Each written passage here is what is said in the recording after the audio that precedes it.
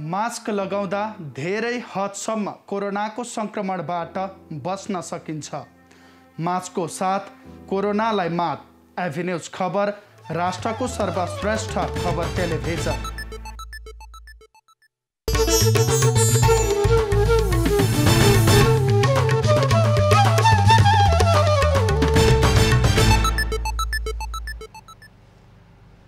Corona संक्रमितको उचित उपचार हरेक नेपालीलाई खोपको आधार।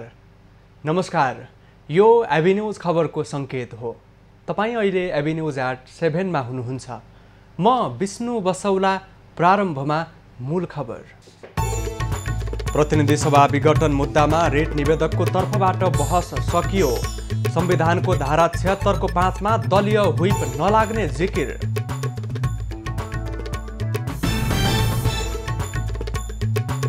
पूर्व मन्त्री युवराज कार्कीलाई राजदूत सिफारिसको निर्णय कार्यान्वयन नगर्न सर्वोच्चको आदेश। योग्यताको विषयमा उठ्यो प्रश्न।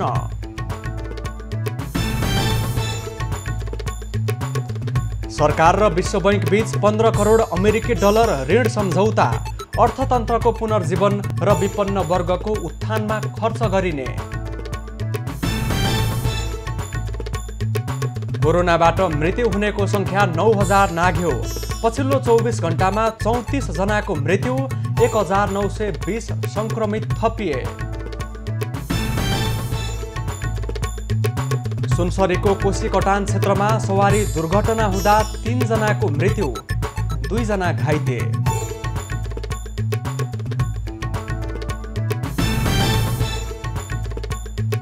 बंगलादेशमा भोलिदेखि एक साता कडा लकडाउन। आपत नपरेसम्म कसैलाई पनि घर बाहिर निस्कन नदिइने।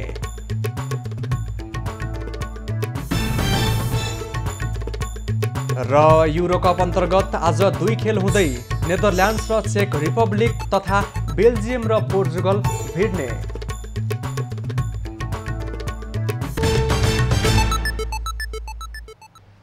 अब खबरको सिलसिला प्रारम्भ गरौं। प्रतिनिधि सभा विघटन मुद्दाको बहस सम्बन्धी प्रसङ्गबाट। प्रतिनिधि सभा विघटन मुद्दामा रेट निवेदकतर्फको बहस सकिएको छ। असार 9 गतेदेखि सुरु भएको रेट निवेदक शेरबहादुर देउवासहित 146 सांसदतर्फको बहस आइतबार सकिएको हो। 4 दिनको बहसमा 36 जना कानुन व्यवसायीले बहस गरेका छन्। आइतबार रेट निवेदक पक्षबाट केही अधिवक्ताले बहस गरेसँगै अब सभामुख र सरकारी तथा प्रधानमन्त्री ओलीका अधिवक्ताको बहस बाँकी रहेको छ। अब सोमबार सभामुख अग्निप्रसाद सापकोटाका कानुन व्यवसायीको बहस बाँकी छ। उनीहरूलाई 1 घण्टाको समय दिएको छ। प्रधान न्यायाधीश चोलेन्द्र शमशेर जबराले सभामुखका कानुन व्यवसायीलाई 1 घण्टा समय दिने बताएपछि महान्यायाधिवक्ता रमेश बडालले प्रश्न उठाएका थिए। बडालले छुट्टै समय व्यवस्थापन गर्न आग्रह गरे पनि प्रधान न्यायाधीश राणाले सरकारी पक्षलाई बहसको लागि 14 घण्टा समय दिने बताए। रेट निवेदकतर्फका कानुन व्यवसायीले बहसमा निवेदकले प्रतिनिधि सभा विघटन गर्ने कार्य असंवैधानिक भएकाले पुनर्स्थापना हुनुपर्ने, शेरबहादुर देउवालाई प्रधानमन्त्री बनाउन आदेश दिनुपर्ने र संविधानको धारा 76 को उपधारा 5 मा दलीय हुइप नलाग्ने व्याख्या गरेका छन्। सरकारको तर्फबाट महान्यायाधिवक्ता रमेश बडालले बहस गर्ने तयारी भएको छ। उनले लामो समय बहस गर्ने अनि मात्रै नायब महान्यायाधिवक्ताले बहस गर्ने तयारी छ। जेठ 7 गते मध्यरातमा काम चलाऊ प्रधानमन्त्री ओलीको सिफारिसमा राष्ट्रपति विद्यादेवी भण्डारीले प्रतिनिधि सभा विघटन गरेकी थिइन्। प्रधान न्यायाधीश चोलेन्द्र शमशेर जबरासहित न्यायाधीशहरू दीपक कुमार कार्की, मीरा खड्का, ईश्वर प्रसाद खतिवडा र आनन्द मोहन भट्टराई सम्मिलित संवैधानिक इजलासले संसद विघटन मुद्दाको पक्ष विपक्ष दुवै पक्षलाई 15-15 घण्टा बहसको लागि समय तोकिदिएको थियो। रेट निवेदक पक्षले पाएको 15 घण्टा मध्ये 12 घण्टा समय सकिएको छ। 3 घण्टा समय भने रेट निवेदकको विपक्षीले बहस गरेपछि जवाफी बहसको लागि छुट्याइएको छ। त्यस्तै एमिकस क्युरीको लागि 2 घण्टाको समय तोकिएको छ। सर्वोच्च अदालतले पूर्व मन्त्री युवराज कार्कीलाई राजदूत नियुक्तिको लागि गरेको सिफारिस कार्यान्वयन नगर्नको लागि आदेश दिएको छ। मन्त्री परिषदको वैशाख 25 गतेको बैठकले कार्कीलाई बहराइनको आवासीय राजदूतको लागि सिफारिस गर्ने निर्णय गरेको थियो। उक्त निर्णय विरुद्ध सर्वोच्चमा परेको रिटमा सुनवाई गर्दै न्यायाधीशद्वय सपना प्रधान मल्ल र प्रकाश कुमार ढुङ्गानाको इजलासले निवेदकको अन्तिम टुङ्गो नलागेसम्म कार्यान्वयन नगराउनु भनी अन्तरिम आदेश जारी भएको छ। सर्वोच्चले यसअघि राजदूतमा सिफारिस हुने व्यक्तिको योग्यता सम्बन्धी मापदण्ड परिवर्तन गर्ने निर्णय कार्यान्वयन नगर्नको लागि आदेश दिएको थियो। सोही आदेशको आधारमा सर्वोच्चले यस्तो आदेश गरेको छ। अधिवक्ता दीपक विक्रम मिश्रको निवेदनमा सर्वोच्चले यस्तो आदेश जारी गरेको हो। पछिल्लो 24 घण्टामा थप 1920 जनामा कोरोना संक्रमण पुष्टि भएको छ। स्वास्थ्य तथा जनसङ्ख्या मन्त्रालयका अनुसार 6000 जनामा गरिएको PCR परीक्षणमा 1353, 3836 जनामा गरिएको एन्टिजिन परीक्षणमा 567 जना गरी 1920 जनामा संक्रमण पुष्टि भएको छ। संक्रमित मध्ये काठमाडौँ उपत्यकामा 424 जनामा संक्रमण देखिएको छ, जसमध्ये काठमाडौँ जिल्लामा 292, ललितपुरमा 100, भक्तपुरमा 32 जनामा संक्रमण देखिएको हो। पछिल्लो 24 घण्टामा कोरोना भाइरस मुक्त हुनेको सङ्ख्या 3007 रहेको छ। संक्रमणको कारण थप 34 जनाको मृत्यु भएको छ। नेपालमा हालसम्म 6,65,777 जनामा कोरोना संक्रमण देखिएकोमा 5,84,334 कोरोना मुक्त भएका छन्। 9,009 जनाको मृत्यु भएको छ। यो सँगै देशभर सक्रिय संक्रमितको सङ्ख्या 40,336 पुगेको छ। नेपाल सरकार र विश्व बैंक बीच 15 करोड अमेरिकी डलर बराबरको सहुलियत ऋण उपलब्ध गराउने सम्झौता पत्रमा हस्ताक्षर भएको छ। नेपाल सरकार र विश्व बैंक बीच कोरोना महामारीबाट उत्थान तथा अति विपन्न र जोखिममा रहेकाको संरक्षण एवं दिगो विकास हासिल गर्न 15 करोड अमेरिकी डलर बराबरको सहुलियत ऋण उपलब्ध गराउने सम्बन्धी वित्तीय सम्झौतामा हस्ताक्षर भएको हो। आइतबार भएको सम्झौता पत्रमा अर्थ मन्त्रालयका सचिव शिशिर कुमार ढुङ्गाना र मालदिप्स, नेपाल र श्रीलङ्काको लागि विश्व बैंकका राष्ट्रिय निर्देशक फारिस हदाद जारभोसले हस्ताक्षर गरेका छन्। हस्ताक्षर कार्यक्रममा अर्थ मन्त्रालयका सचिव शिशिर ढुङ्गानाले यो सम्झौता अन्तर्गत प्राप्त हुने रकम कोरोनाबाट प्रभावित भएको अर्थतन्त्रलाई पुनर्जीवन दिन, आर्थिक गतिविधिलाई तीव्रता दिन र हरित वृद्धिलाई सहयोग गर्ने कार्यक्रम सञ्चालन गरिने बताएका छन्। अर्थतन्त्रलाई पुनर्जीवन दिने, आर्थिक गतिविधिलाई तीव्रता दिने र ग्रीन ग्रोथ अथवा हरित वृद्धिलाई सपोर्ट गर्ने गरी कार्यक्रमहरू सञ्चालन गरिनेछ। कार्यक्रममा मालदिप्स, नेपाल तथा श्रीलङ्काको लागि विश्व बैंकका राष्ट्रिय निर्देशक फारिस हदाद जारभोसले यस आयोजनाले कोरोना महामारीको बेला र महामारीपछि पनि नेपालमा दिगो वृद्धि हासिल गर्नको लागि सहयोग पुग्ने विश्वास व्यक्त गरे।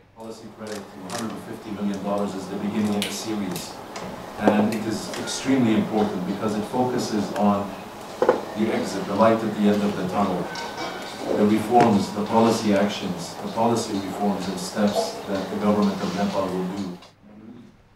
यस आयोजनाले रोजगारी सिर्जना गर्ने, बजारलाई गतिशील बनाउने र हरित पुनरुत्थानलाई सहयोग पुग्ने बताइएको छ। मनसुन सुरु भएसँगै देशभर वर्षा भइरहेको छ।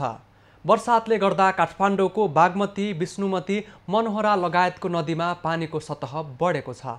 यी नदीमा पानीको सतह बढेसँगै विशेष गरेर किनारमा रहेका सुकुम्बासी बस्तीमा बाढी पस्ने खतरा बढेको छ।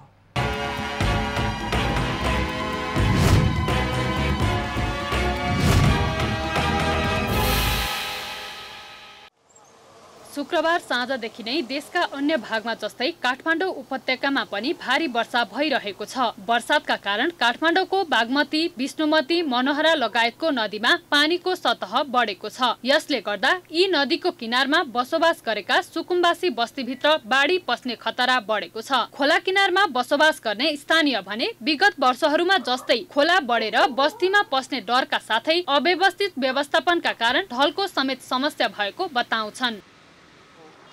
ढलबाट आएर वर्षै बिची खोरो भर्छ, के गर्ने?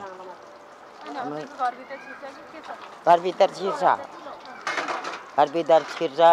कहिले राति आउँछ, बाबर साबर हुन्छ, एक दुईचोटि त ऊ माथिर त्यो बाटोतिर लुगा सामानहरू राखेर बस्यो नि हामी। गत साल मनोहरा खोलामा बाढी आउँदा मानवीय क्षति समेत भएको थियो। विपद जोखिम व्यवस्थापन तथा न्यूनीकरण प्राधिकरणले 3 जिल्लाका खोला किनारमा भएका बस्तीको संरक्षणका लागि स्थानीय तहसँग समन्वय गरी कार्ययोजना तयार पारेको बताएको छ। यहाँको समस्या भनेको त्यही हो, हाम्रो यो ढलले गरेर हैन अलिकति समस्या हुन्छ। पानी ठुलो आयो भने चाहिँ आउँछ, नत्र आउँदैन। त्यस्तो खोलाको पानीको त त्यति डर छैन हामीलाई। काठमाडौँका विभिन्न नदी र खोलाहरूको पानी बाहिरिने नाका चोभार गल्छीमा पनि पानीको बहाव निकै बढेको छ। यसलाई कम गर्न जलाधार क्षेत्रमा पानीको बहावलाई नियन्त्रण गर्नका लागि माथिल्लो शिवपुरीमा एडीबीको सहयोगमा काम भइरहेको छ। जस्तो अहिले मुख्य रूपमा एउटा जाइकासँग हामीले एउटा समन्वय गरेर जाइकाले रिजिलियन्ट काठमाडौँ भ्याली भन्ने एउटा प्रोजेक्ट हामी सँगै काम गरिरहेका छौँ र यसमा चाहिँ हामीले सबै स्थानीय तहहरू 18 वटै स्थानीय तहहरूसँग मिलेर एउटा एकीकृत योजना बनाउने र त्यसलाई क्रमशः कार्यान्वयन गर्ने र निर्माणको आधार तयार गर्ने तर्फ हामी लागिरहेका छौँ। यो माथिल्लो क्षेत्र जलाधार क्षेत्रमा नै बर्खाको पानीलाई नियन्त्रण गरेर बिस्तारै कन्ट्रोल रूपमा खोल्नुपर्छ भनेर अहिले धाप क्षेत्रमा यो शिवपुरी क्षेत्रमा एडीबीको सहयोगमा केही आयोजनाहरू सञ्चालनमा छन्। यसरी वर्षेनी उपत्यकामा मात्र नभई देशैभरि नदी किनारामा बस्ने सुकुम्बासीलाई वर्षायाममा बाढीको चिन्ताले सताइरहन्छ। बाढीले सयौं घर र धनजनको क्षति भइरहँदा सरकारले भने न्यूनीकरणका लागि काम भइरहेको बताउँदै आएको छ, तर यसको प्रभावकारिता भने व्यवहारमा देखिएको छैन। एबी न्यूज खबरका लागि प्रभात थापाका साथ सृष्टि पराजुली, काठमाडौँ।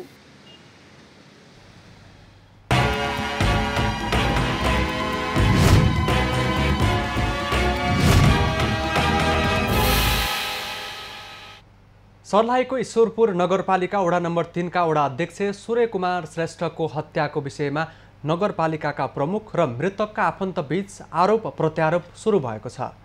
मृतकका परिवारले मेयर मनोज देवकोटा हत्याको मुख्य योजनाकार भन्दै किटानी जाहेरी दिने तयारी गरेका छन् भने मेयर देवकोटाले आफूलाई राजनीतिक रिसिबी अन्तर्गत फसाउन षड्यन्त्र भइरहेको बताएका छन्। दशदिन असार 11 गते ईश्वरपुर नगरपालिका वार्ड नम्बर 3 का वडाध्यक्ष सूर्य कुमार श्रेष्ठको हत्या भएको थियो र यसै सन्दर्भमा अहिले आएर धेरै कुराहरू प्रकाशमा आउन थालेको छ र यावत कुराहरूको बारेमा हामी अहिले ईश्वरपुर नगरपालिकाका मेयर मनोज देवकोटासँग प्रत्यक्ष उपस्थित भएर उहाँसँग थप जानकारी लिने प्रयास गरिरहेका छौँ। मेयर सर, तपाईलाई स्वागत गर्न चाहन्छु एबी न्यूजमा।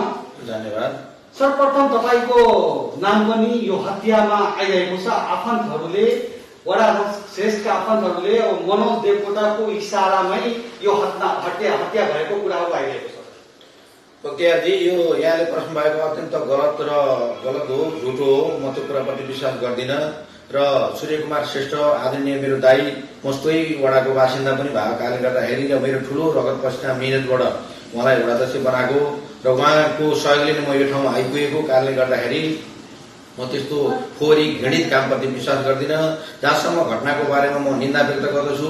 अपराधीहरू जोसुकै भए उनीहरूको सख्त भन्दा ठुलो कारबाही हुनुपर्छ। समयमै प्रशासनले सार्वजनिकरण गरोस् भन्नको लागि मैले आज नगरपालिकामा बैठक बोलाएर चाहिँ छिटो सार्वजनिक घटनाको लागि पनि भनेको छु। खासै सुमनजी के भएको थियो त्यो बताइदिनु न। मलाई त्यो घटना हुनुभन्दा पहिले मेरो बाबासँग कुरा भएको थियो। कुरा हुँदाखेरि मैले त्यो कुरामा हल्का मैले वाद विवाद हुनु बित्तिकै मैले बाबासँग कुरा गरेर घर जानु मैले भने त्यो बेलामा मेरो प्रियमराज दालसँग कुरा भएको थियो। उहाँले चाहिँ म बाबालाई घर पुगाइन्छु भन्नुभएको थियो। त्यसको केही समयपछि मैले फेरि फोन गरेपछि मैले तपाईँको पुलिससँग पनि मैले कुरा गरेँ। तपाईँको मैले म अन द स्पोट 5 मिनटमा पुग्छु भन्नुभयो। उहाँहरू तपाईँको 2 घन्टापछि पुग्नुभयो। 2 घन्टापछि पुगेर पनि मैले फोन गर्दाखेरि उहाँले चाहिँ अब ठिक छ तपाईँको बाबा सामान्य स्थितिमा हुनुहुन्छ भन्नुभएको थियो मलाई। तपाईँको त्यहाँको हाम्रो सहीसाब तपाईँको त सामान्य स्थितिमा हुन्छ भन्नु उहाँले। पछि फेरि मैले फोन गरेपछि अब स्थिति अलिक गम्भीर छ तर हटमेट चलिरहेको छ भने उहाँले कुरा गर्नुभयो। मैले पटक कुरा गरिसकेपछि उहाँहरू पनि ढिलो पुग्नुभयो। उहाँले जानकारी यो कुरा कहिलेको हो? जस्तै यहाँ ईश्वरपुरकै हो? यो शुक्रबारको घटना होइन, ईश्वरपुरमा हजुरको बुवा ईश्वरपुरमा छँदाखेरि प्रहरीले त्यस्तो भनेको हो? त्यो घटना भएको बेलामा चाहिँ घटनास्थलको कुरा हो। घटनास्थलको कुरा हो। हजुर हजुर। अनि कुन बेला तपाईँले थाहा पाउनुभयो कि बुवाको देहान्त भयो भनेर, मरिसक्नुभयो? मलाई बुवाले राति करिब 10 बजीतिर मलाई फोन गर्नुभएको थियो। कसले फोन गर्यो हजुर? बुवाले मलाई फोन गर्नुभएको थियो। 10:30 बजीतिर? 10 बजेर 10:30 फोन गर्नुभएको थियो। हजुर हजुर। त्यसपछि मैले अब राति भइसक्यो घर जानु मैले भने। भनेपछि अब त्यहाँले चाहिँ प्रेमराजसँग मेरो कुरा पनि भयो। प्रेमराजले चाहिँ म ठिक छ म बुवालाई म घर पुगाउँछु भन्नुभयो। ए जुन ठेकेदार छ जेसीबीको मालिक? जेसीबीको मालिक। हजुर हजुर। उहाँले भन्नुभयो कि म घर पुग्याउँछु भनेर? म घर पुगाउँछु, अब टेन्सन नमान्नु, म घर राम्रोसँग पुगाउँछु भन्नुभयो मलाई। मैले उहाँलाई पटक पटक फोन गरी उठेन। त्यसपछि मैले हाम्रो यहाँ सही साफसँग कुरा गर्दाखेरि म 5 मिनटमा पुग्छु भन्नुभयो। हजुर। तर उहाँको भूमिकामा कहाँ शङ्का लाग्यो भन्दाखेरि चाहिँ उहाँले चाहिँ अब स्थिति सामान्य छ भन्नुभयो मलाई। अब घटना जस्तै कि इलाका प्रहरी कार्यालयका इन्चार्ज सही साहबले छोरा सुमन श्रेष्ठलाई 10:30 बजेतिर फोन गरेर 81 भन्छ बुवा ठिकै छ, सन्चै छ, हार्टबिट चलिरहेको छ बताउनु भएको छ अरे हैन। अब छोरालाई केही थाहा छैन, छोरासँग एकछिन पहिला कुरा भएको मान्छेको हो, अब एकैछिनमा हार्टबिट चलिरहेछ, यस्ता कुराहरू किन आयो र प्रश्नको घेरामा अब इलाका प्रहरी कार्यालयका इन्चार्ज पनि छन्। किनभने जब उहाँमाथि केही भएको छ, उहाँमाथि हमला भएको छ भनेपछि 1 बजेतिर मलङमा पुर्याउने काम भयो। मलङमा पुगेपछि वडा अध्यक्ष सूर्य कुमार थापालाई त्यहाँका चिकित्सकले मृत घोषणा गरेको थियो। जब वडा अध्यक्ष चिकित्सक थियो भने उहाँले तुरन्त उपचारको लागि लग्नुपर्ने थियो, तर उपचारको लागि लगिएन। किन भयो? यो पनि एउटा प्रश्न उब्जिएको छ। एभिन्यूज खबरको लागि बख्तियार अली, सर्लाही। पूर्व पश्चिम राजमार्ग अन्तर्गत सुनसरीको कोशीकटान क्षेत्रमा आइतबार बिहान भएको सवारी दुर्घटनामा 3 जनाको मृत्यु भएको छ। दुर्घटनामा 2 जना घाइते भएका छन्। पूर्व पश्चिम राजमार्ग स्थित सुनसरीको कोशी गाउँपालिका 8मा हाइसले विपरीत दिशाबाट आइरहेको मोटरसाइकल र म्याजिक भ्यानलाई ठक्कर दिँदा उनीहरूको मृत्यु भएको छ। जिल्ला प्रहरी कार्यालय सुनसरीका अनुसार दुर्घटनामा परि मृत्यु हुनेमा मोटरसाइकल चालक सप्तरी डाक्नेश्वरी 5 का 28 वर्षका उदय शाह, मोटरसाइकल पछाडि बसेका विराटनगर 9 का रामप्रसाद शाह र म्याजिक चालक विराटनगरका अक्षय कुमार गुप्ता रहेका छन्। तीनैजनाको उपचारको क्रममा इनरुवा अस्पतालमा मृत्यु भएको हो। पूर्वबाट पश्चिमतर्फ गइरहेको बा 3 ख 7244 नम्बरको हाइसले ओभरटेक गर्ने क्रममा पश्चिमबाट पूर्वतर्फ गइरहेको स 1 6 46 61 नम्बरको मोटरसाइकल र बा 3 ख 93 68 नम्बरको म्याजिकमा ठक्कर दिएको थियो। दुर्घटनामा हाइस चालक नुवाकोट विदुर नगरपालिकाका 35 वर्षका विकास तामाङ सामान्य घाइते भएका छन् भने सहचालक नारायण बस्यालको खुट्टा भाँचिएको छ। अब बाँकी खबर। नेकपा एमाले 10औं महाधिवेशन आयोजक समितिको बैठक बोलाएको छ। बालुवाटारमा बसेको स्थायी समिति बैठकले यही असार 16 गते आयोजक समितिको बैठक काठमाडौँमा बोलाउने निर्णय गरेको छ। त्यस्तै बैठकमा पछिल्लो राजनीतिक स्थिति, कोभिड-19, प्राकृतिक प्रकोप लगायतका विषयमा पनि छलफल भएको थियो। हामीले पछिल्लो राजनीतिक स्थिति, कोभिड महामारीको अवस्था, प्राकृतिक विपत्तिहरू र राष्ट्रिय राजनीतिका विभिन्न आयामहरूको सन्दर्भमा संक्षिप्त तर गहन छलफल गरेका छौँ। एमालेको महाधिवेशन आयोजक समितिलाई सर्वोच्च अदालतले आधिकारिक संरचना नभएको र त्यसले गरेका निर्णय मान्य नहुने फैसला गरिसकेको छ। यस सम्बन्धमा प्रवक्ता गिवालीले महाधिवेशन आयोजक समितिका विषयमा सर्वोच्च अदालतको जेठ 27 गतेको फैसला त्रुटिपूर्ण भएको बताएका छन्। फैसला जेठ 27 गते आयो, यो त्रुटिपूर्ण छ। त्यसको हामीले कानुनी प्रतिवाद त गर्ने नै छौँ, गरिरहेका छौँ। तर यदि उनाउँदै पनि अदालतको फैसला आइसकेपछि त्यसलाई मान्नु हाम्रो बाध्यता हो, हाम्रो कर्तव्य पनि हो। हामीले मानेर नै चल्छौँ। तर हामीलाई पूर्ण विश्वास छ यस्तो चाहिँ कानुनभन्दा बाहिर गरिएको फैसला अन्तिम समयसम्म टिक्ने छैन। त्यस्तै प्रवक्ता गिवालीले एमालेको समस्यामा खुच्चिङ नगर्न आग्रह समेत गरे। उनले एमालेले कारवाही गरेका कर्णालीका 4 सांसदको पुनर्बहालीको विषयमा यस्तो आग्रह गरेका हुन्। फोर क्रस गर्दाखेरि पनि यदि कारवाहीको विषय बन्दैन भने के यो मुलुकमा दलीय प्रणाली टिक्छ? हाम्रो चिन्ता चाहिँ मुलुकको दलीय प्रणालीसँग सम्बन्धित हो। कोही पनि अरू दलहरूलाई अहिले एमालेलाई परेको समस्या बारेमा चाहिँ खुच्चिङ नगर्न म आग्रह गर्छु।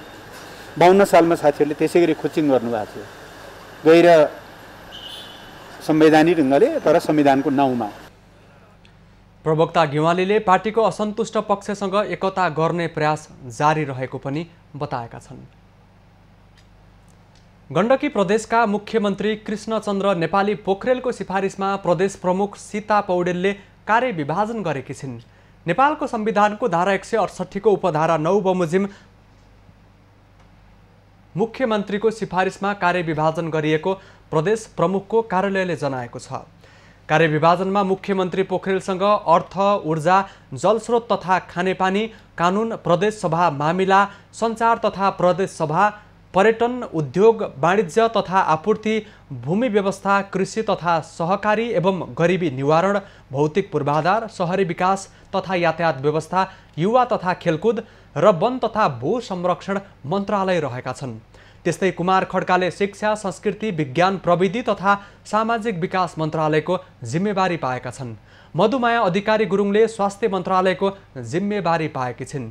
खड्का नेपाली कांग्रेसबाट मन्त्री भएका हुन् भने गुरुङ माओवादी केन्द्रको सिफारिसमा मन्त्री बनेकी हुन्। 29 जेठमै मन्त्री नियुक्त भएका दीपक मनाङे र हरिशरण आचार्यले भने कुनै पनि जिम्मेवारी पाएका छैनन्। मन्त्रालय बाँडफाँडमा सहमति हुन नसकेपछि उनीहरू बिना विभागीय नै रहेका छन्। त्रिभुवन विश्वविद्यालयमा एमफिल र विद्या वारिधि पीएचडी को पढाइ निशुल्क गर्न माग गर्दै विद्यार्थीले उपकुलपतिको कार्यालय अगाडि प्रदर्शन गरेका छन्। त्रिभुवन विश्वविद्यालय विद्यार्थी सङ्घर्ष समितिले आइतबार कृतिपुर स्थित विश्वविद्यालय परिसरमा राज्यको लगानीमा उच्च शिक्षा सुनिश्चित हुनुपर्ने माग गर्दै प्रदर्शन गरेका छन्। उनीहरूले एमफिल र विद्या वारिधि पढाइलाई वैज्ञानिक र नियमित बनाउन माग समेत गरे। विश्वविद्यालयले चाहिँ एमफिल र पीएचडीलाई निशुल्क गर्नुपर्छ ताकि नेपालको जस्तो देशमा जो आफै सेल्फ रूपमा आफैले तपाईँको नलेजलाई प्रोडक्सन गर्नुपर्ने अवस्थामा यो शिक्षा धनीहरूले मात्रै पढ्न पाउने र यो शिक्षा काम गरेर पैसा कमाइसकेपछि मात्रै आर्जन गर्ने व्यवस्था गर्यो भनेदेखि आम रूपमा यो नलेज प्रोडक्सन हुन सक्दैन। यसलाई खारेज गर्नुपर्छ। त्रिभुवन विश्वविद्यालयले हामीलाई चाहिँ सुविधाहरू चाहिँ उपलब्ध गराउनुपर्ने ठाउँमा चाहिँ महँगो फी शुल्कहरू निर्धारण गरेको छ। त्यसको लागि चाहिँ हामीले अहिले यो चाहिँ एउटा आन्दोलन स्वरूप एउटा यो आन्दोलन स्वरूप एउटा चाहिँ यो के भन्छ अनुशासित आन्दोलनको स्वरूपमा छ। प्रदर्शनमा उत्रिएका विद्यार्थीहरूले विश्वविद्यालयलाई राजनीतिको अखडा बनाएर विद्यार्थीलाई निजी शैक्षिक संस्थामा जाने अवस्था नबनाउन माग समेत गरेका छन्। संस्कृति, पर्यटन तथा नागरिक उड्डयन मन्त्री लीलानाथ श्रेष्ठले कोरोना महामारीको कारण थला परेको पर्यटन व्यवसायलाई माथि उठाउनको लागि पहल गर्ने प्रतिबद्धता जनाएका छन्। आइतबार मन्त्रालयको पदभार सम्हाल्दै उनले आफू मन्त्रालयमा रहुन्जेल पर्यटन क्षेत्र तथा पर्यटन व्यवसायको विकास र समृद्धिको लागि काम गर्ने स्पष्ट पारे। सरकारले नीति ल्याउने तर कार्यान्वयन तहमा लैजाने जिम्मेवारी कर्मचारीको भएको भन्दै उनले समग्र मन्त्रालयका कामलाई प्रभावकारी बनाउने गरी कार्ययोजना बनाउन मातहतका कर्मचारीलाई निर्देशन दिए।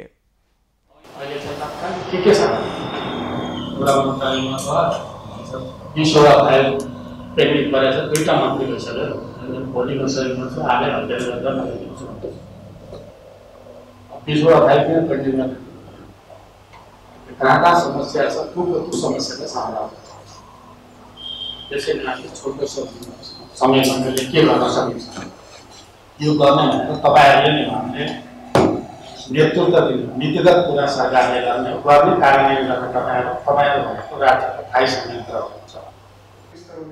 मन्त्री श्रेष्ठले नेपाल वायु सेवा निगमले विभिन्न समयमा जहाज किन्दा देखिने गरेका समस्याको पनि अध्ययन गरिने बताए। मन्त्री श्रेष्ठले आफूले पाएको थप जिम्मेवारी कुनै रहरले नभई बाध्यता भएको पनि स्पष्ट पारे।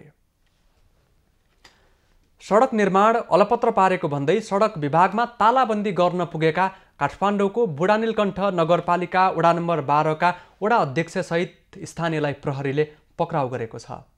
वडा अध्यक्ष शम्भु भट्टराई सहित 1 दर्जन स्थानीयलाई प्रहरीले बबरमहल स्थित सडक विभागबाट पक्राउ गरेको हो। बुढानीलकण्ठ नगरपालिकाको वडा नम्बर 12 मा पर्ने तेन्जिङ चोक खरीबोट सडक लामो समयसम्म निर्माण अल्पत्र पर्दा हिलाम्मे भएर पानी परेको समयमा आवत जावत गर्न समस्या भएको छ। वर्षौंसम्म सडक नबनाइएपछि बबरमहल स्थित सडक विभागमा वडा अध्यक्ष भट्टराई सहित 1 दर्जन व्यक्ति ताला लगाउन पुगेका थिए। वर्षौंदेखि निर्माण रोकिएर ठेकेदार नै सम्पर्कमा नआएको भन्दै पटक पटक सम्पर्क गर्दा पनि कुनै सुनवाई नभएकाले बाध्य भएर तालाबन्दी गर्नु परेको उनीहरूको भनाइ छ। पक्राउ परेकालाई तिनकुने प्रहरी कार्यालयमा लगिएको थियो। विभिन्न माग राखेर आन्दोलनरत राष्ट्रिय पुनर्निर्माण केन्द्रीय आयोजना इकाइ कार्यान्वयन अन्तर्गतका प्राविधिकहरू काममा फर्किने भएका छन्। आइतबार प्राधिकरण र प्राविधिक बीच 7 बुँदे सहमति भएपछि उनीहरू काममा फर्किने भएका हुन्। प्राधिकरण र प्राविधिक बीच सबै आन्दोलन आजकै मितिबाट टुङ्ग्याएर नियमित कामकाजमा फर्किने, प्राविधिकले बुझाएको राजीनामा अस्वीकृत गर्ने, असार महिनाको पाउनुपर्ने सेवा सुविधा उपलब्ध गराउने सहमति भएको छ। सबै पक्ष एकसाथ बसिकन त्यसमा निष्कर्ष निकालेका छौँ र यसमा उहाँहरूले माग गर्नु भए अनुसारकै हामीले निर्देशक समितिबाट निर्णय गरिकन जे प्राविधिकहरूलाई दिनुपर्ने सेवा सुविधाहरू छन् त्यसमा हामीले जे खालको सहमति गरिरहेका थियौँ त्यसको प्रक्रिया अगाडि बढाउने कुरा पनि हामीले गरिसकेका छौँ। निर्देशक समितिले निर्णय गरिसकेको अवस्थाको पनि आज हामीले जानकारी गराएका छौँ। अब प्राविधिकहरू सबै आजैदेखि नै अब आफ्नो कार्यक्षेत्रमा उहाँहरू फर्किने हुनेछ भन्ने हामीले विश्वास लिएका छौँ। आन्दोलनरत प्राविधिकले आफ्ना माग पूरा भएको बताएका छन्। आन्दोलनरत केन्द्रीय आयोजना कार्यान्वयन इकाइ अन्तर्गतका प्राविधिकको तर्फबाट अध्यक्ष अविनाश अमरले आफूहरूको माग पूरा भएको र आजैको मितिदेखि काममा खटिने बताए। गर्दा कतिपय कम्युनिकेसन ग्यापको कुरा गर्नुभयो सरले, त्यही ग्यापले गर्दाखेरि कतिपय कुराहरू हामीलाई थाहा थिएन। हामीले माग राखे पनि ती आन्तरिक रूपले गृह कार्य हुँदै थिए र आजबाट हाम्रा सम्पूर्ण मागहरू पुरा भएका छन्। आजबाट सम्पूर्ण हामी प्राविधिकहरू गाउँ गाउँमा फर्किन्छौँ र यो असार मसान्तसम्म धेरैभन्दा धेरै लाभग्राहीहरूका अनुवादमा खुसी ल्याउने काम गर्छौँ र उहाँहरूको घर निर्माणमा हामी झन् द्रुत गतिले खटिनेछौँ। प्राविधिकहरूले पाउनुपर्ने सञ्चार खर्च, यातायात खर्च, स्थानीय भत्ता चालु आर्थिक वर्ष 2077-78 को श्रावण महिनाबाटै नियमअनुसार उपलब्ध गराउने सहमति भएको छ। त्यस्तै जिल्ला आयोजना कार्यान्वयन इकाइ ओखलढुङ्गा अन्तर्गत रही कार्यरत इन्जिनियर राजा शाहको कामकै दौरानमा मृत्यु भएकोमा शाहको परिवारजनलाई बिमाको रकम उपलब्ध गराउन पहल गर्ने सहमति पत्रमा उल्लेख गरिएको छ। नेत्रविक्रम चन्द नेतृत्वको नेपाल कम्युनिस्ट पार्टीका केन्द्रीय सदस्य माइला लामाले राज्य पक्षले 3 बुँदे सहमतिलाई इमानदारीपूर्वक कार्यान्वयन नगरेको गुनासो गरेका छन्। गत फाल्गुन 21 गते सरकारसँग भएको 3 बुँदे सहमतिप्रति आफ्नो पार्टी इमानदार रहे पनि कार्यान्वयनको दिशामा गइरहेको बताइरहँदा राज्यले आफ्नो भूमिकालाई इमानदारीपूर्वक कार्यान्वयन नगरेको उनको भनाइ छ। उनले 3 बुँदे सहमति अनुसार जेलमा रहेका आफ्ना कार्यकर्ता रिहाई गर्ने काममा पनि ढिलासुस्ती भएको बताए। हामीले त राज्यसँग जो हाम्रो पार्टीले प्रतिबद्धता गरेको थियो 3 बुँदामा आफूलाई जसरी प्रस्तुत गरेको थियो त्यसमा हाम्रो पार्टी इमानदारै छ। क्रियान्वयनको दिशामा हाम्रो पार्टी गइरहेकै छ। तर राज्यले आफ्नो भूमिकालाई जसरी इमानदारतापूर्वक क्रियान्वयन गर्न पर्थ्यो या राजनीतिक सहमतिको 3 बुँदे सहमतिलाई कार्यान्वयनमा राज्यले जो तदारुकता प्रदर्शन गर्नु पर्थ्यो त्यो प्रदर्शन नगरेकोमा अहिले नागरिकहरू दुखी छन्। राजनीतिक पार्टीहरू पनि सायद राजनीतिक कार्यकर्ताहरू पनि दुखी छन्। यो पाटोमा राज्यले आफूलाई समयमा इमानदारतापूर्वक सजगतापूर्वक उभ्याओस्। नेकपा काठमाडौँ जिल्ला कमिटीले आइतबार गरेको रक्तदान कार्यक्रममा 250 जनाले रक्तदान गरेको आयोजकले जनाएको छ। औद्योगिक क्षेत्र व्यवस्थापन लिमिटेडका महाप्रबन्धकबाट सुभाष सिटौलालाई हटाउने मन्त्री परिषदको निर्णयलाई सर्वोच्च अदालतले खारेज गरेको छ। 2078 वैशाख 23 गते बसेको मन्त्री परिषदको बैठकले सिटौलालाई हटाउने निर्णय गरेको थियो। अदालतले पूर्वाग्रह राखी स्वेच्छाचारी ढङ्गबाट पद मुक्त गरेको देखिएकाले प्रस्तुत मुद्दाको अन्तिम टुङ्गो नलागेसम्म महाप्रबन्धक पदमा रही काम कारबाही गर्न अवरोध नगर्न अन्तरिम आदेश जारी भएको छ। अन्तिम टुङ्गो नलागेसम्म नेपाल सरकार मन्त्री परिषदको मिति 2078-1-23 को निर्णय तथा मिति 2078-1-29 को मा अर्थ मन्त्रालयबाट पद मुक्त गर्ने सम्बन्धी लेखिएको पत्र कार्यान्वयन नगराउनु र निवेदनलाई महाप्रबन्धक पदमा रही कार्य गर्न कुनै अवरोध नगराउनु भनी सर्वोच्च अदालत नियमावली 2074 को नियम 2049 बमोजिम अन्तरिम आदेश जारी गरेको छ। सिटौलालाई अर्थ मन्त्रालय अन्तर्गतको समितिले 2069 सालमा महाप्रबन्धकमा छनौट गरेको थियो। तर सो समयमा सिटौला नियुक्त नभएपछि उनी अदालत पुगेका थिए। अदालतको आदेश बमोजिम सरकारले 2075 साल फाल्गुन 3 गते सिटौलालाई 3 वर्षको लागि नियुक्त गरेको थियो। विचाराधीन छ। विचाराधीन मुद्दा रहेको हुँदाहुँदै फेरि मलाई के भनेदेखि अर्को एउटा क्लज लाएर चाहिँ मतलब के भनेदेखि उ गरियो र सुप्रिम कोर्टले एउटा बडा राम्रो निर्णय गरिदिएछ होइन। मलाई चाहिँ पूर्वाग्रह र स्वेच्छाचारी निर्णय भनेर जुन निर्णय गरिदिएछ मैले चाहिँ न्याय पाएको छु र म त्यसैमा चाहिँ खुसी छु। 4 वर्षको लागि महाप्रबन्धकमा नियुक्त भएदेखि नै अध्यक्ष नन्दकिशोर बस्नेत र महाप्रबन्धक सुभाष सिटौला बीच विवाद भएको थियो। विवादको कारण गत वर्ष कार्यालयमै हात हालहालको अवस्था सिर्जना भएको थियो। लामो समयदेखिको विवादले दैनिक काम समेत प्रभावित भएको थियो।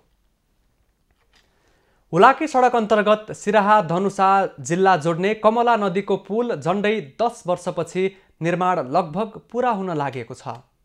धनुषा जिल्लाको स्थानीयले लामो प्रतीक्षा गरेको कमला नदीमा बन्दै गरेको यो पुल आगामी साउनदेखि सञ्चालनमा ल्याउने गरी निर्माणको काम भइरहेको छ।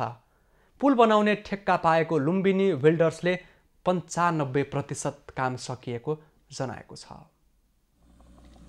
ठेकेदार कम्पनी लुम्बिनी बिल्डर्सले पुल निर्माण गरी सञ्चालनमा ल्याउने योजनाका साथ कामलाई तीव्रता दिएको छ। निर्माण कम्पनीका इन्जिनियर सूर्य प्रसाद शर्माले पुल निर्माणको 95% काम पूरा भइसकेको जनाए। निर्माण गरिएको पुलको रेलिङ निर्माण लगायतका काम भइरहेको भन्दै इन्जिनियर शर्माले लिङ्क रोडको काम पनि अन्तिम चरणमा पुगेको बताए। लगभग भौतिक हिसाबले तपाईँको 95% काम लगभग सकिसकेको छ। अब अलिकति बाटोको कामहरूलाई फिनिसिङको कामहरू मात्र बाँकी रहेको देखिन्छ।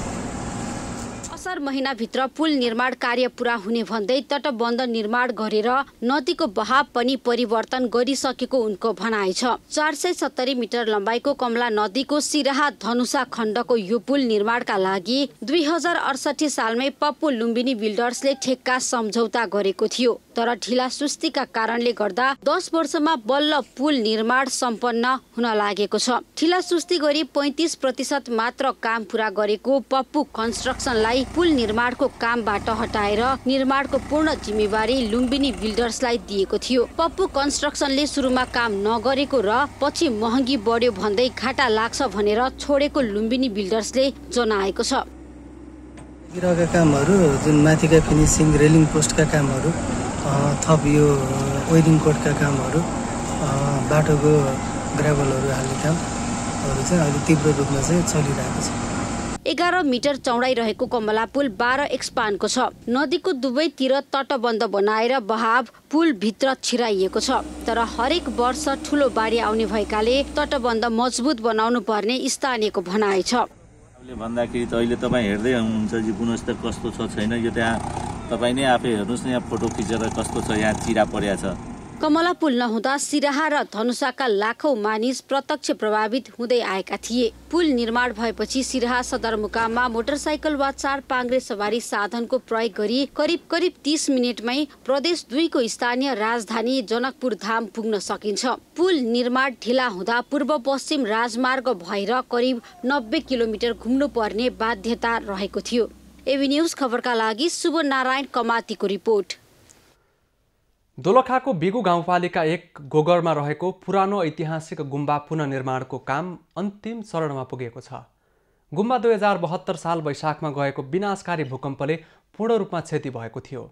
राष्ट्रिय पुनर्निर्माण प्राधिकरणको 1 करोड 34 लाख र 30% श्रमदानमा करिब 1 करोड 98 लाखको लागतमा टिङ्ग्रु अर्गेना टासी छोलिङ गुम्बा पुनर्निर्माण गरिएको निर्माण समितिले जनाएको छ।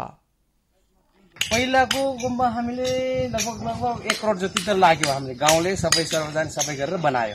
त्यो पनि नमुना थियो हाम्रो जिल्लाकै 2 तले थियो, त्यो ध्वस्त भयो। अनि त्यहाँबाट त्यो ध्वस्त भयो। अनि फेरि निर्माणबाट अहिले बजेट पायो। अनि बजेट पाइसकेपछि हामीले फेरि यो नयाँ निर्माण।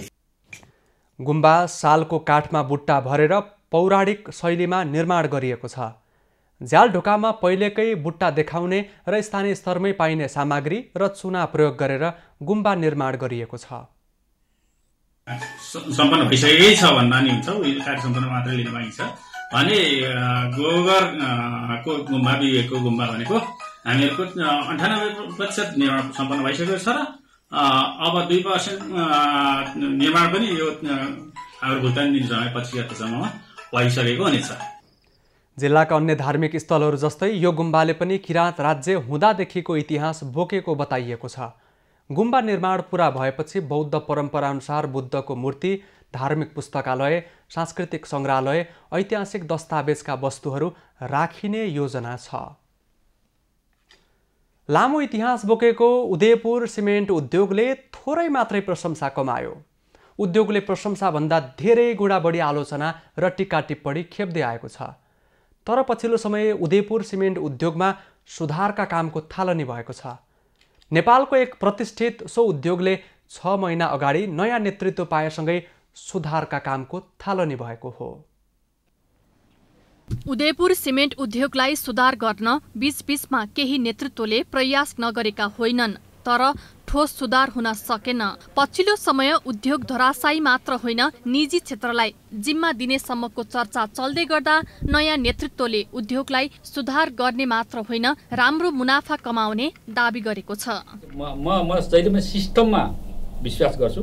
गेटदेखिको मैले चाहिँ एउटा सिस्टमलाई गर्ने भएर ERP जुन हाम्रो अब एकाउन्टिङ सफ्टवेयरको सिस्टमहरू, रिपोर्टिङका सिस्टमहरू, अहिले चाहिँ मैले सबै कम्प्युटर सिस्टमहरू अब यो ढड्डाबाट माथि उठ्नुपर्छ भन्ने खालको कुराहरूलाई लिएर अहिले ERP को कामहरू पनि अब धमाधम भइरहेछ। करोडौँको सामान पनि लथालिङ्ग अवस्थामा थिए। खिया लाग्ने स्टोरलाई कम्प्युटर प्रणालीबाट व्यवस्थित गरिएको छ। असरल र छरपष्ट कोइला, रातो माटो, जिप्सन जस्ता महत्त्वपूर्ण कच्चा पदार्थको सदुपयोगमा ध्यान दिइएको छ।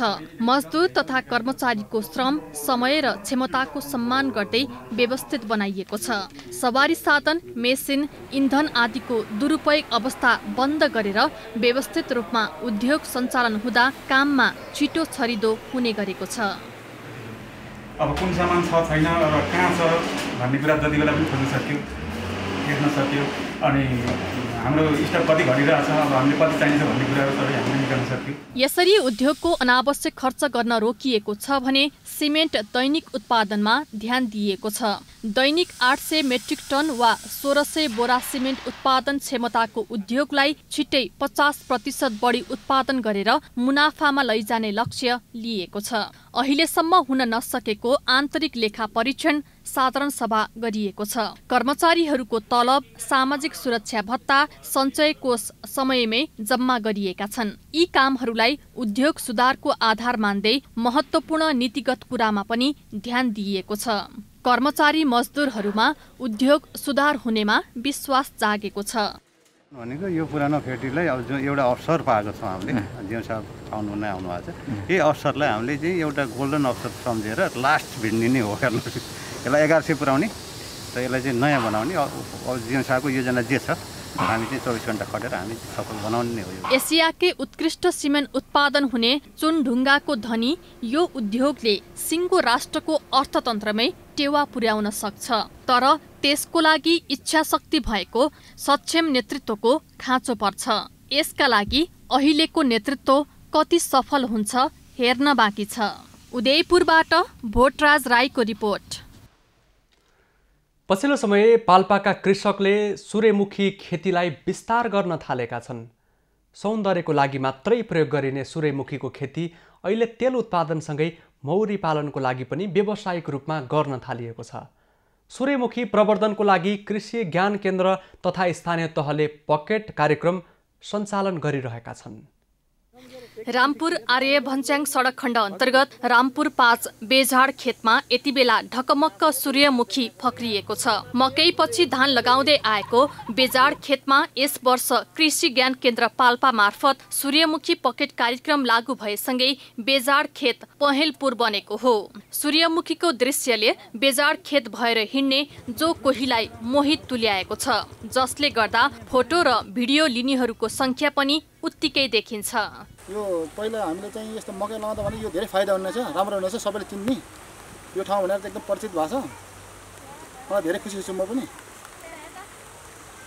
यो सूर्यमुखी चाहिँ तेल चाहिँ निकाल्न सबै धेरै मान्छेले चाहिँ अब आउँदा दिनहरूलाई धेरै कुरा भइरहेछ, निकाल्न चाहिँ अलि भइरहेछ। तेल उत्पादनको लागि सूर्यमुखी खेती गरेका कृषकहरू अहिले उत्साहित बनेका छन्। 1600 मुरी कुलो क्षेत्रमा अहिले पकेट क्षेत्र अन्तर्गत 60 जना कृषकहरूले 200 भन्दा बढीमा सूर्यमुखी लगाएका छन्।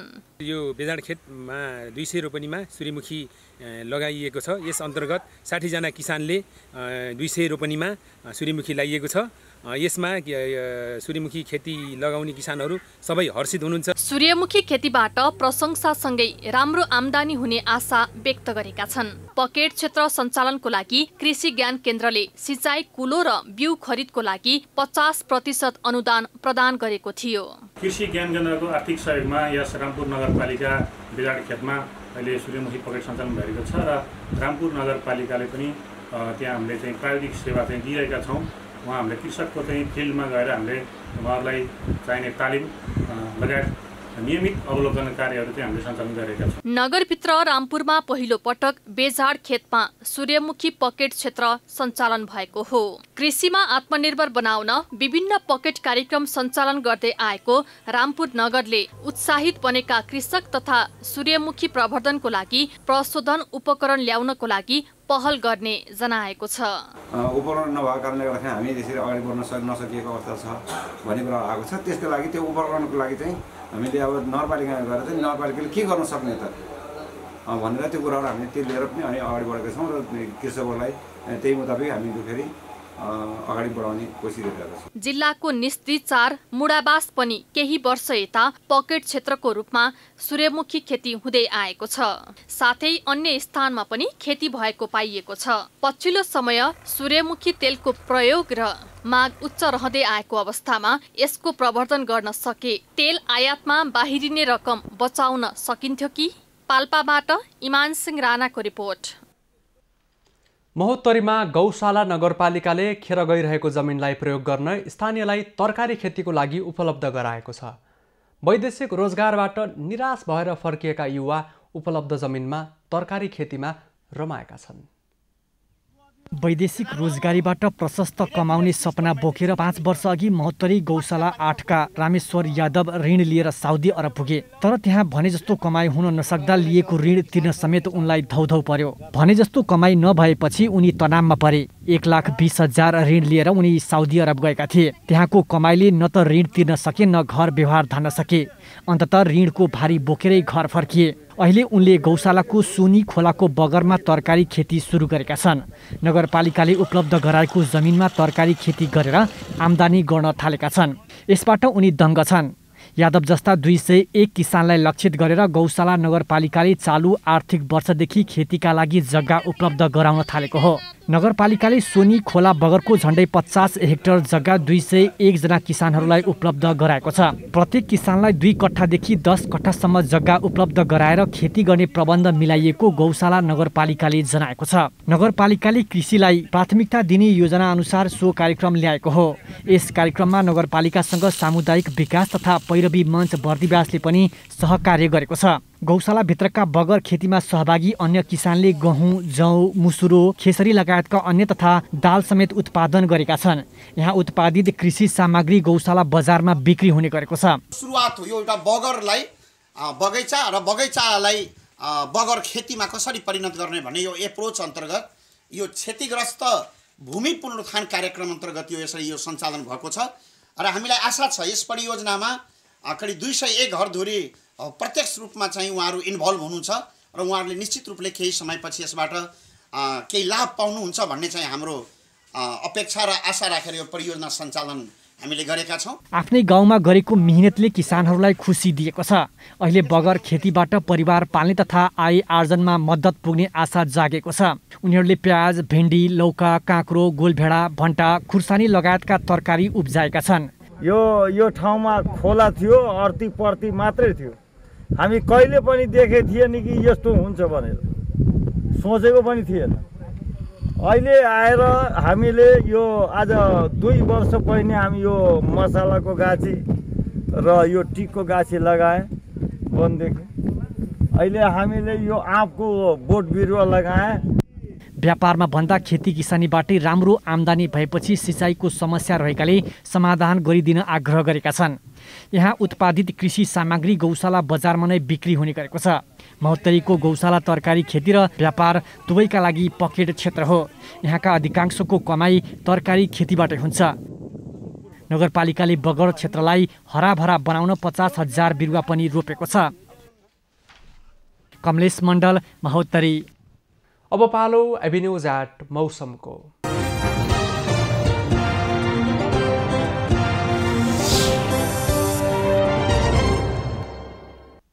पछिल्लो 24 घण्टामा देशभरको मौसममा बदली भई केही स्थानमा आंशिकदेखि मध्यम वर्षा भयो। आज राति देशभरको मौसममा बदली भई प्रदेश 1 बागमती प्रदेशका 1 वा 2 स्थानमा मेघगर्जन चट्याङसहित भारी वर्षाको सम्भावना रहेको जल तथा मौसम पूर्वानुमान महाशाखाले जनाएको छ। आज काठमाडौँ उपत्यकाको अधिकतम तापक्रम 24 डिग्री सेल्सियस, न्यूनतम तापक्रम 20 डिग्री सेल्सियस मापन गरियो। आज देशभरको मौसम कस्तो रह्यो त? हेरौँ देशभरको मौसमी अवस्था।